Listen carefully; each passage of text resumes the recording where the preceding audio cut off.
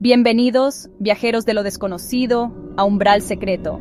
Hoy cruzaremos un límite que la ciencia aún no comprende. ¿Qué sucede cuando un humano pierde la mitad de su cerebro y sigue consciente?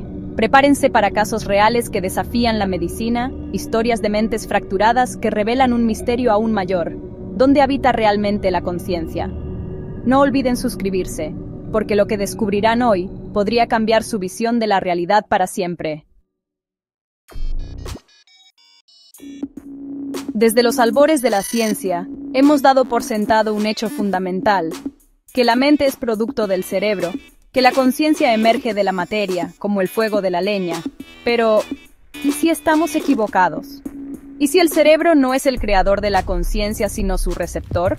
Hoy exploraremos casos médicos reales que desafían todo lo que creíamos saber, sumergiéndonos en un misterio que ha obsesionado a filósofos, científicos y hasta a aquellos que han perdido la mitad de su cerebro, solo para descubrir que su yo sigue intacto. En 1988, a Alex, una niña de 3 años, le extirparon el hemisferio izquierdo de su cerebro para detener sus ataques epilépticos. Según la neurología clásica, el lenguaje reside en el hemisferio izquierdo. Sin él, Alex nunca debería haber pronunciado una palabra. Pero no solo habló, lo hizo con fluidez. ¿Cómo? La explicación convencional es la plasticidad cerebral. El hemisferio derecho asumió las funciones perdidas. Pero algunos científicos, como el controvertido Dr. Michael Persinger, plantean algo más radical. ¿Y si el cerebro es solo una antena? ¿Y la conciencia una señal que puede ser captada incluso con la mitad del receptor dañado?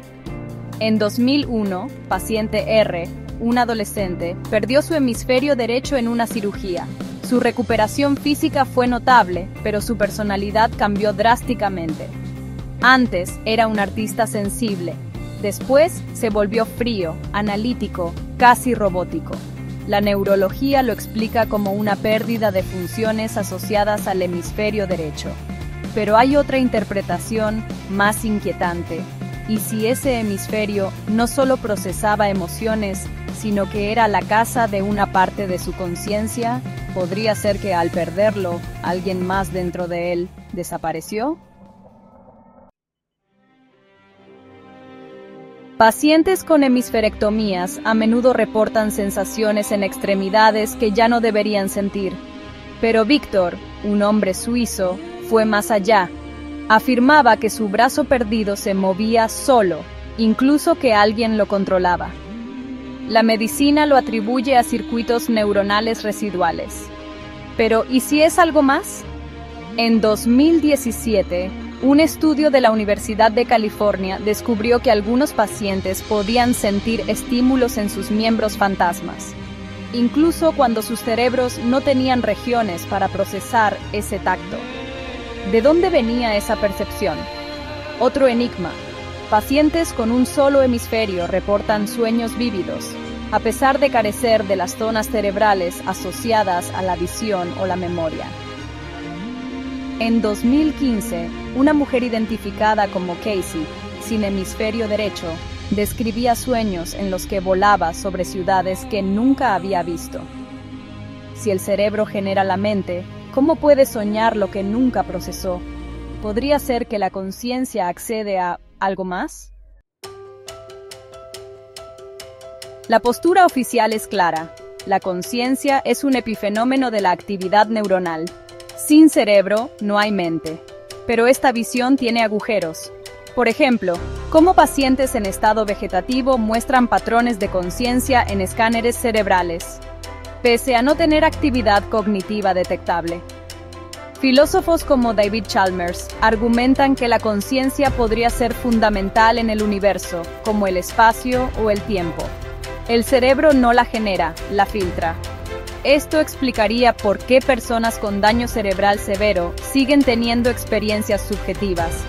Algunos físicos, como el Dr. Stuart Hameroff, proponen que la conciencia surge de vibraciones cuánticas en estructuras llamadas microtúbulos. Si esto es cierto, la mente podría existir fuera del cuerpo, y un cerebro dañado simplemente sintonizaría peor esa señal. Si la conciencia no depende del cerebro, sobrevive a la muerte. Casos de experiencias cercanas a la muerte, SM, donde pacientes describen ver su cuerpo desde arriba pese a tener actividad cerebral nula, cobran nuevo peso. Si la conciencia está localizada en el cerebro, ¿por qué pacientes sienten que algo falta tras una hemisferectomía? Podría ser que, de alguna manera, una parte de su yo se perdió, pero no se destruyó. Aceptar que la mente puede existir independientemente del cerebro sacudiría los cimientos de la biología, la medicina, incluso la religión. ¿Estamos listos para ese salto? Las hemisferectomías nos han dado una pista extraordinaria, que la conciencia podría ser mucho más extraña, más inmensa, de lo que jamás imaginamos, que quizás no estamos dentro de nuestros cerebros, sino que ellos están dentro de algo más grande, algo que la ciencia aún no puede nombrar. Y si tu mente no está en tu cerebro, sino que tu cerebro está en tu mente. La mente humana sigue siendo el último territorio inexplorado. ¿Vive la conciencia solo en el cerebro, o este es solo su prisión biológica?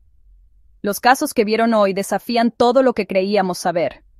Si este viaje al límite de la ciencia les dejó más preguntas que respuestas, no es casualidad. Suscríbanse y activen la campana, porque en Umbral Secreto, cada revelación es solo la primera capa de un misterio mayor. Hasta la próxima, cuando crucemos otro umbral juntos.